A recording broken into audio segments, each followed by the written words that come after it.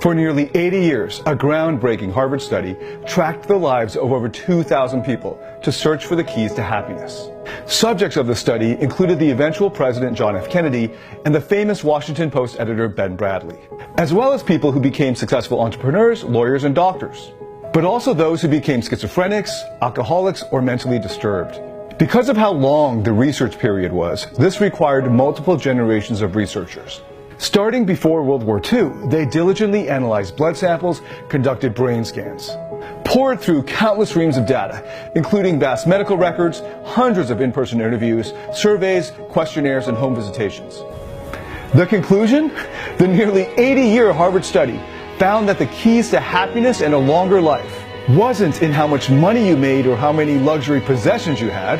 It didn't come from having big houses or flashy cars or from flying private.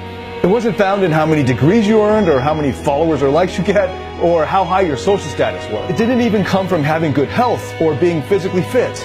And it wasn't a result of intellectual ability or even personality.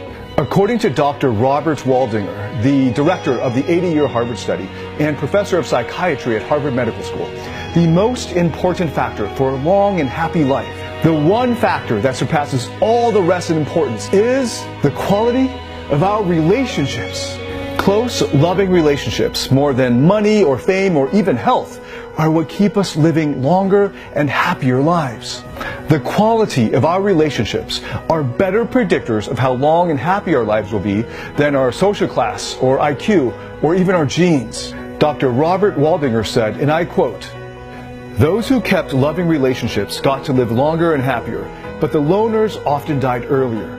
In fact," he said, "the study found that loneliness kills as powerfully as smoking or alcoholism."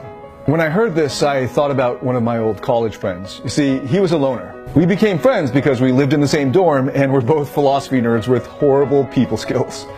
After college, we moved to different continents and lost touch. Several years later, I found out he got sick, like really sick, and shortly after, he passed away. When I visited him at his deathbed, he whispered to me, "I wish I'd spent more time on the things that really mattered. I wish I'd had the courage to love more." And if you're watching this now, then you'd probably agree that we can be lonely in a crowd and we can be lonely in a marriage.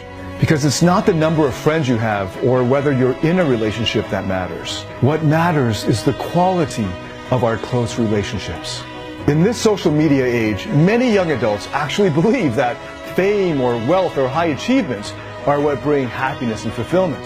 But over and over and over, research during these past 80 years has shown that the people who are the happiest are those who've succeeded in their close relationships. Now look, if you want to blow your paycheck on champagne and caviar in your private yacht, or shell out big for bling and baubles in a new glitzy address, or buy a Lamborghini and get a chrome paint job on it, that's fine, be my guest. But I've learned the hard way that nothing compares to real quality time with those you love. Because, as Dr. Waldinger said, the good life is built on good relationships. It's in something as simple as being present with your loved ones instead of scrolling through your Facebook feed. It's in igniting a stale relationship by doing new and adventurous things together. It's in long, leisurely walks in the park or deep discussions over beers at the pub. It's in reaching out to family members you haven't spoken to in years, because those all too common family feuds take a terrible toll on the people who hold those grudges. It's in taking the time to admire how the sunlight hits her hair. It's in staying up too late or waking up too early because you're just too excited and you're just too in love. It's in spinning through your day with a buzz from love made during sleeping hours. It's in kisses exchanged during the stillness and the moonlight. It's in being okay with disagreeing because you know you're still going to be holding hands. It's in grinning like an idiot, dancing and laughing in the rain with the one who totally gets your weird sense of humor.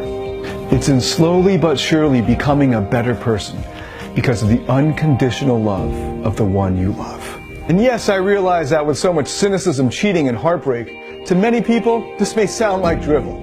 Relationships are messy and complicated, and the hard work of tending to family and friends isn't sexy or glamorous. But if you're looking to money or fame or accolades from peers to make you feel like you're enough, like you've made it, like you're finally somebody, then the research unequivocally tells us you'll probably be waiting until you die. Findings from over 218 studies involving almost 4 million people discovered that loneliness is almost twice as deadly as obesity, raising your chances of dying early by a whopping 50%. In the US alone, those who self-identify as lonely exceeds 100 million people. If you have a friend or family member that you think might be socially isolated or often lonely, then please listen. I want you to reach out and connect with them in some small way. Even just a quick phone call or a brief coffee date or a short text saying, "You crossed my mind today." And when would now be a good time to do it? Because the secret of a long and happy life is in loving and giving relationships.